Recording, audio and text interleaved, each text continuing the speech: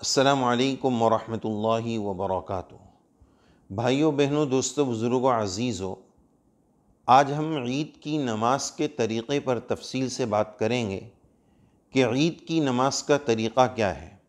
سب سے پہلی بات تو یہ عرض کرنی ہے کہ مومن کو نماز کا طریقہ بتایا جائے، یہ مومن کی شان کے خلاف ہے۔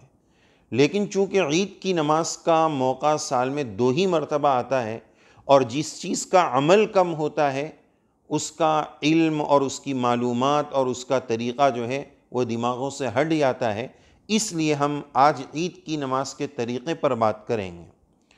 تو سب سے پہلی بات، عید کی نماز کی نیت۔ نیت دل کے ارادے کا نام ہے۔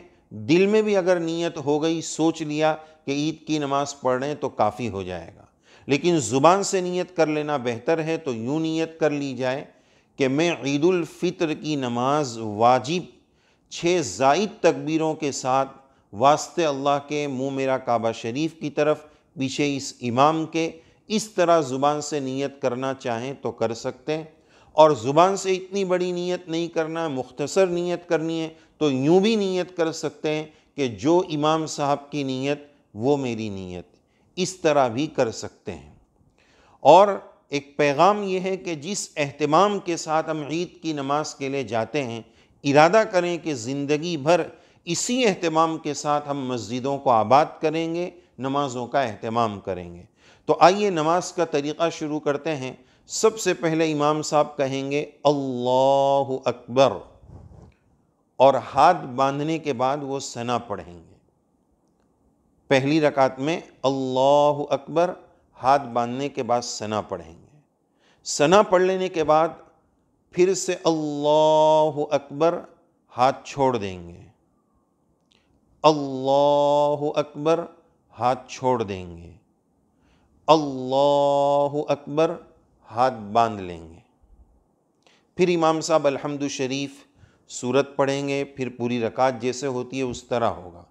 اس کے بعد دوسری رکعت شروع ہوگی۔ دوسری رکعت میں شروع ہوتے ہی امام صاحب پہلے تلاوت کریں گے، یعنی الحمد شریف پڑھیں گے، سورت پڑھیں گے۔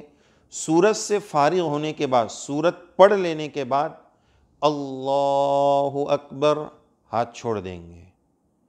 اللہ اکبر، ہاتھ چھوڑ دیں گے۔ اللہ اکبر، ہاتھ چھوڑ دیں گے۔ اللہ اکبر، رکوع میں چلے جائیں گے۔ یہ آسان ترتیب کے ساتھ عید کی نماز کا طریقہ ہو گیا۔ عید کی نماز کے طریقے کو ہمیشہ کے لیے یاد رکھنے کی ایک ترتیب، ایک اور طریقے سے ہم آپ کو سمجھاتے ہیں کہ یہ طریقہ اگر آپ نے سمجھ لیا تو بہت سارے لوگوں کو آپ عید کی نماز کی ترتیب سکھا سکیں گے۔ وہ اس طرح ہے کہ الحمدللہ ابھی فجر کی نماز ہوئی، پھر عید کی نماز ہوئی۔ فجر کی نماز بھی 2 رکعت اور عید کی نماز بھی 2 رکعت، لیکن فرق کیا ہے کہ فجر کی نماز فرض ہے، عید کی نماز واجب ہے۔ دوسرا فرق یہ ہے کہ فجر کی نماز میں ایکسٹرا زائد تکبیریں نہیں ہیں، عید کی نماز میں 6 زائد تکبیریں ہیں۔ پہلی رکعت میں 3، دوسری رکعت میں 3، 6 ایکسٹرا تکبیریں ہیں۔ ٹھیک ہے، تو فجر کی نماز اور عید کی نماز میں 2 فرق ہو گئے۔ ویسے خطبے کا تو فرق ہے ہی کہ فجر میں کوئی خطبہ نہیں، عید کے بعد خطبہ ہے، لیکن بہرحال یہ 2 فرق یہاں یاد رکھیں کہ فجر کی نماز فرض، عید کی نماز واجب۔ فجر میں زائد تکبیر نہیں، عید میں زائد تکبیر ہے۔ اب فجر میں عید میں 2 رکعتیں ہیں، پہلی رکعت میں 3 زائد تکبیر، دوسری رکعت میں 3 زائد تکبیر۔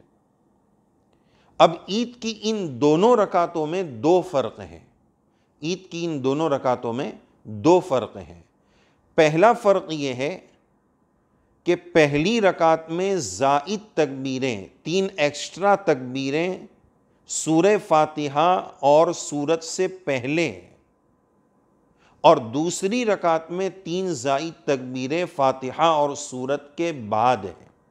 ایک فرق، یعنی زائد تکبیریں آگے اور پیچھے اور بیچ میں دونوں تلاوتیں، پہلی رکعت اور دوسری رکعت کی تلاوت مل کر زائد تکبیریں شروع میں اور اخیر میں۔